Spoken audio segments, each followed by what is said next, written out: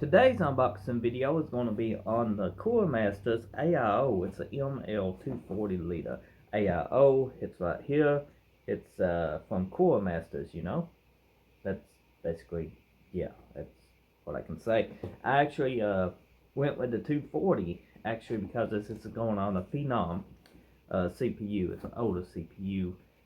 If you're new to computers, you know, it's before the whole Ryzen and all that. It's still a purpose for those older chips. You know, you can game on the older games, and there's plenty of uses still for the old system. It's a very good PC still, and I'm going to just upgrade it, do a little bit more overclocking in the coming videos that you might see. But that's all another story, and you tuned in to see an unboxing of this budget AIO. So let's just get started, shall we? So this is the Cooler Master's ML240L RGB. Now they are version 2 on this. This is kind of a budget AIO. You can get this around $70. Version 2 I think is around $80. It's like $10 more.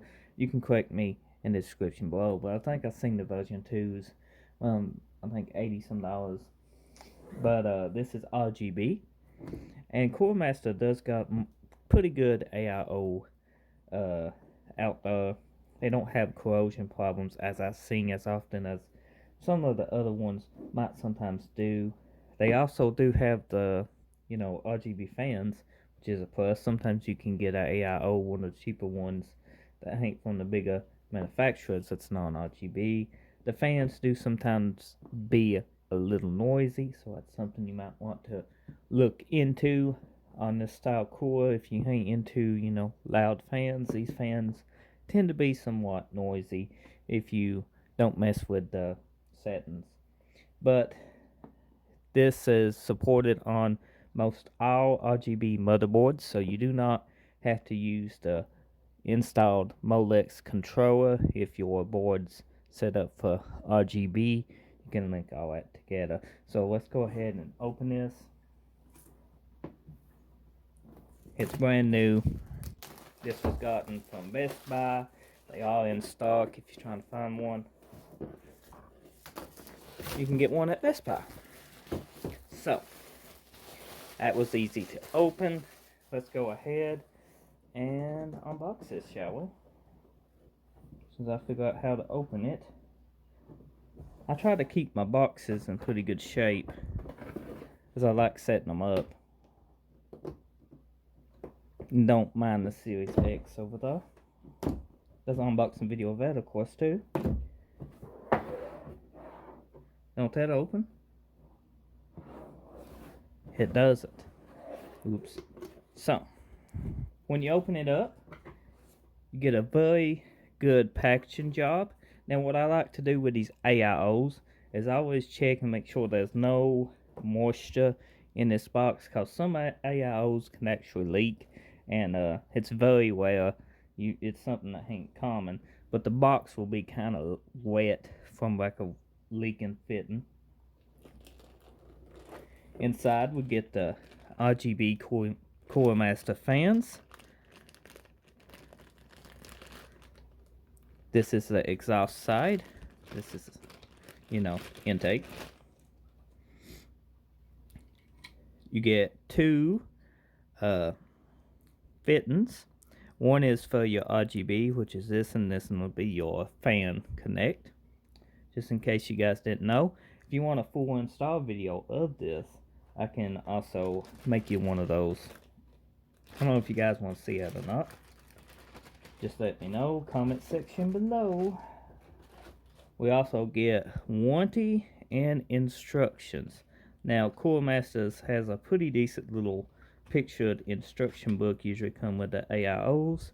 And if I ain't mentioned it before, this does support most major chip. You know, you get your AMD, your Intel, AM2, AM3, AM3 Plus, AM4, Intel, and a bunch of others. It should be on the side of the box, which I should have showed you to begin with, but as all my unboxing videos are, they kind of chaotic. No biggie. And if you can pause it, you can see all the CPUs supported. The air pressure, the fans is 120 mil, 2 of them. Connectors 3-pin, 12-volt voltage. Speed is 650 to 2000 RPMs for the fans. So this is the AIO. So Cooler Master has this dual pump design, which I think most all AIO builders has copied with the pump design. But basically hits, as the water flows, it keeps it from going back into itself. That's something they did a long time ago. They don't talk much about it anymore. It's even hard to find about it, but that's how come one is higher. It travels down, cools the CPU, and comes back up. And by traveling down, it's not going into the same area and mixing with itself. It's actually just keeps a nice, steady way to flow, and it gives you better cooling. Now the radiator is the natural painted black. Very beautiful. It has Cooler Masters on the front. Now sometimes you can get these and the fins might be bent. That's something that's very common. The fins being bent will not hurt it, as you got tubes that your fluid travels down. They don't go through the individual fins. The fins just help cool. You can see we got two bent here. If you look. Kind of hard to see. Right there you are. It's very concealed. It is not going to affect your radiator having 1 or 2 bent fins.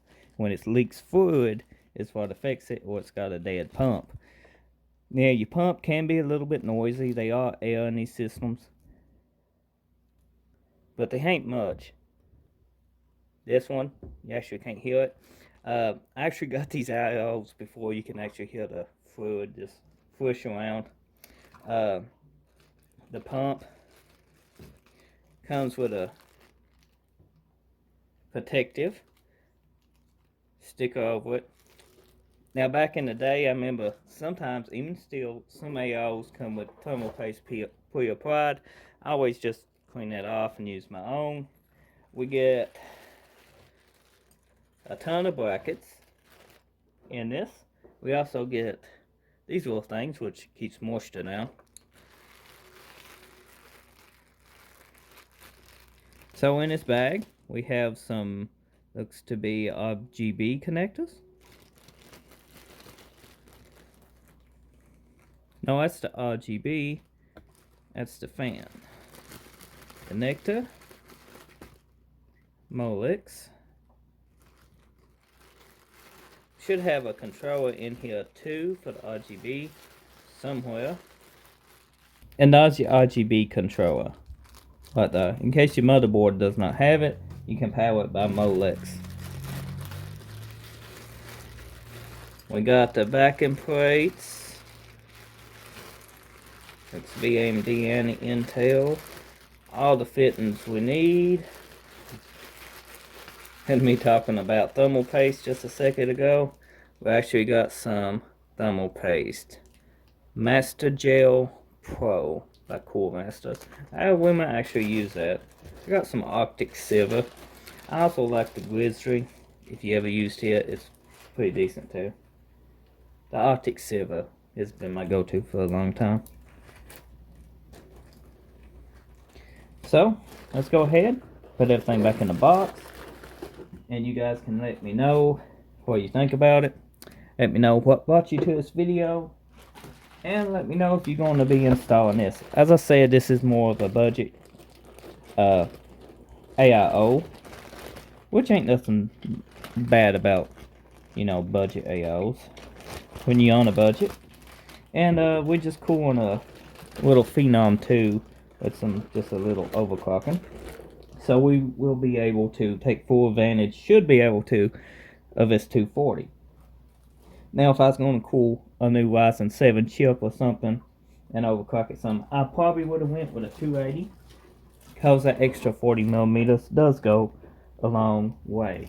So with a 280 mil radiator, you do got more surface area, which leads to a little bit better temps. The more you can dissipate heat, just kind of like a air cooler. You know, the more fins you got, the more space you got, the more you can dissipate that heat, and the better cooling you will get. But all in all, I'm very pleased with the packaging. I could not be disappointed with it for the price to performance value of this AIO. Now, as I said before, they are version 2. That might be something you want to look into. It has an updated pump and stuff. I'm very positive about that. But if you're just needing something budget and you ain't gonna do much overclocking, this little 240mm Masterliquid cooler from Cooler Master should do the trick. And if you got $80 to spare, and basically we're going to be, as I said, putting this on a Phenom 2 chip. It's something you probably won't see many YouTubers do, since that's an old chip. But thank you for watching. If you enjoyed this video, drop a like. A like goes a long way. Leave a comment as always. And I try to reply back to everyone, and I enjoy hearing from everyone, even if it's good or bad. And show your support for my channel by smashing that subscribe button. Thank you for watching.